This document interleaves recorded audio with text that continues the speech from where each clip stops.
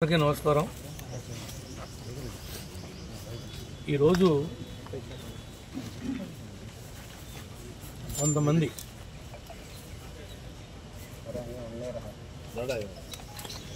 ఉనికిని కోల్పోయి ఆ పోయినటువంటి ఉనికి ఏ విధంగా మరలా వెనక్కి వస్తుందా అనేటువంటి తాపత్రయంలో ఏదో ఒకటి చేసి సెన్సేషనల్ అవ్వాలి అని ప్రయత్నం చేస్తున్నారు. ఇది కూటమి ప్రభుత్వం న్యాయానికి ధర్మానికి కట్టుబడి ఉన్నటువంటి ప్రభుత్వం. మీరు ఎట్లా అంటే అట్లా చట్టాన్ని చేతిలో తీసుకుని ప్రవర్తిస్తానంటే ఊరుకుంటానికి గుడ్డి ప్రభుత్వం కాదు. తప్పు చేసిన వాడు ఈరోజు కాకపోతే రేపైనా కటకటాల ముందు నిలబడాల్సిందే. దానికి ఉదాహరణే ఈరోజు విజయవాడలో జరుగుతున్నటువంటి సంఘటన. మీరు కూడా అందరూ చూస్తూ ఉన్నారు. ఊరికే కావాలని గొడవకు వస్తే మాత్రం ఎవరిని వదిలిపెట్టేది లేదు. ఎవరెవరైతే ఇప్పుడు ఈరోజు ఎస్పీ గారిని కూడా కలిసాం.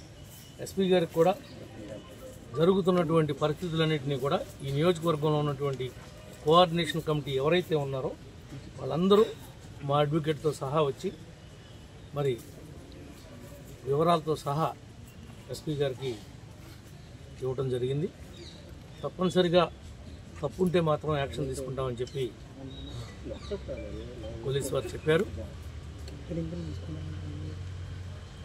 ఈ విషయాలన్నింటినీ కూడా మా పార్టీ దృష్టికి, అదేవిధంగా ముఖ్యమంత్రి గారి దృష్టికి, ఉప ముఖ్యమంత్రి గారి దృష్టికి కూడా అన్ని విషయాలు కూడా తీసుకెళ్తాం. నేను వాళ్ళ డ్రైవర్ని మందలించిన తర్వాత తీశాడు. అదే విజువల్ మీకు ఇస్తాను, నువ్వు చూడు. నా కార్కి ఇప్పుడు కెమెరా ఉంది. నా కార్ కెమెరాలో నువ్వు చూసుకో. నా కార్ కెమెరాలో చూసుకో.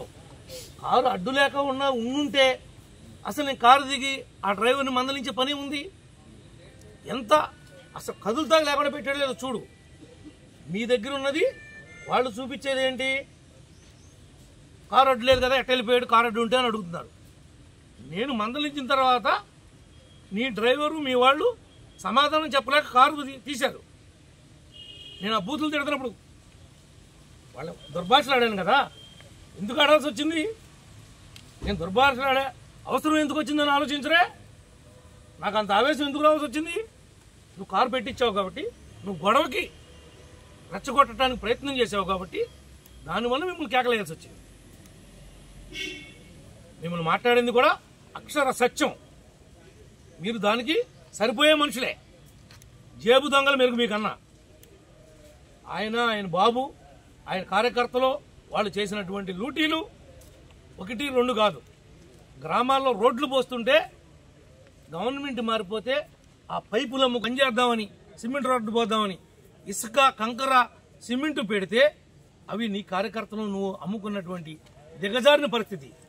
నీకు మాకు నక్కకి నాగలోకానికి ఉన్నంత తేడా ఉంది. మీ బ్రతుకే చందాలు వేసుకుని బతికే బ్రతుకు. గుళ్ళు మీద, హుండీల మీద డబ్బులు తీసుకుని ట్రస్ట్ అని చెప్పి ఒక్క పేదవాడికి కూడా 10 పైసలు సాయం చేయకోకుండా ఆ సాయిబాబా బొమ్మ పెట్టుకుని ఆ డబ్బులు తింటూ బతికేటువంటి కుటుంబం మీ కుటుంబం. మీరా ఏదో కర్మగాలి ఆ గాలిదోలి నువ్వు ఎమ్మెల్యే అయ్యావు తప్ప, ఆ జగన్ గారి పుణ్యం అంట నువ్వు ఎమ్మెల్యే అయ్యావు ఈ నియోజకవర్గానికి. నీది నీ ఫ్యామిలీది ఒక బతుక. కనీసం కుక్కకు కూడా అన్నం అయినటువంటి బతుకు మీది. నీ ఇంటికాడ కాపలా కాసే కుక్కకు కూడా అన్నం పెట్టలేనండి బతుకు నీది. మీరు మా గురించి మాట్లాడతారా? కోట్లాది రూపాయల డబ్బు కాజేసి ఇవాళ ఏదో మామూలుగా శ్రీరంగ నీతులు చెప్తున్నావేంటి? శ్రీరంగ నీతులు నీ దగ్గర నిజాయితీ ఉంటే, నువ్వు తప్పు చేయకపోతే నువ్వెందుకు పామాయిల్ కొయ్యలేకపోతున్నావు? ఎందుకు కొయ్యలేకపోతున్నావు? ఎందుకు కోకో కొబ్బరి కొయ్యలేకపోతున్నావు? నువ్వు తప్పు చేయలేదా? నువ్వు తప్పు చేసావని నీ బాబు ఒప్పుకోలేదా? పెద్దల్లో కూరగాయల బేరాలు ఆడుతున్నావు. కూరగాయల బేరాలు ఎవరితో ఆడతారు? కూరగాయల బేరాలు ఎవరి దగ్గర డబ్బు కొట్టేశారో వాళ్ళ డబ్బులు కట్టండి. పందికొక్కుల్లాగా బొక్కారు కాబట్టి ఆ డబ్బులు కట్టి క్షమాపణ అడగండి. నీకు ప్రజాస్వామ్యంలో తప్పు చేసినా మళ్ళీ ఆ తప్పును సరిదిద్దుకునేటువంటి రైటు మన ఇండియన్ డెమోక్రసీ సిస్టంలో ఉంది. అపాలజీ చెప్పు, క్షమాపణ చెప్పు, మళ్ళీ అప్పీల్ చేయి పబ్లిక్ వచ్చి. నీ దగ్గర దమ్ముంటే ప్రజాక్షేత్రంలో కొట్లాడి గెలువు. నేను ఎవడు కాదండవు, గాలికి కొట్టుకొచ్చి గెలిచావు ఒకసారి. కానీ నీ ఇష్టానుసారంగా ఏది పడితే అది కారడ్డం పెట్టకుండా పెట్టానని అబద్ధం చెప్పేయండి. హీనమైన బతుకు కాదు మాది. చూపిస్తా అప్పుడు మీకు. బహిరంగ క్షమాపణ చెప్తాడా? ఆ విజన్స్ మీకు ఇస్తా. అప్పుడు ఈ పక్కన అదేయండి, ఈ పక్కన ఇదేయండి. అది కాదో అవునో చూసుకోండి. డేట్ టు టైంతో సహా. వాడు కారు తీసింది కూడా ఉంది. నేను వెళ్ళి కేకలేసిన తర్వాత వాడు డ్రైవర్ కారు తీసింది కూడా ఉంది. విజువల్ కంప్లీట్ వీడియో ఉంది. అది నా కారులో కెమెరా ఉంది కూడా రికార్డ్ చేసింది. నా కారులోనే కెమెరా ఉంది. అది రికార్డ్ చేసిందే తప్ప నేను పెట్టింది కాదు. అది నేను ఇంటికి వెళ్ళిన తర్వాత చూసాను రాత్రి. ఆ కెమెరా ఉన్న విషయం నాకు తెలియదు. డ్రైవర్ చెప్పాడు మన కెమెరాలో మొత్తం అంతా ఉందండి. చూడవా శివబాబు, ఆ వీడియో వీళ్ళకి కావాలంటే వాడుకుంటారు. అవసరం ఉంటే వీళ్ళకి అవసరం, ఇది నిజమే అనిపిస్తే. భర్త దగ్గర ఉందా? భర్త వీళ్ళందరూ షేర్ చేయవా? టోటల్గా అన్ని ఛానల్స్కి షేర్ చేయి. దొంగ టీవీ కూడా ఇవి కావాలంటే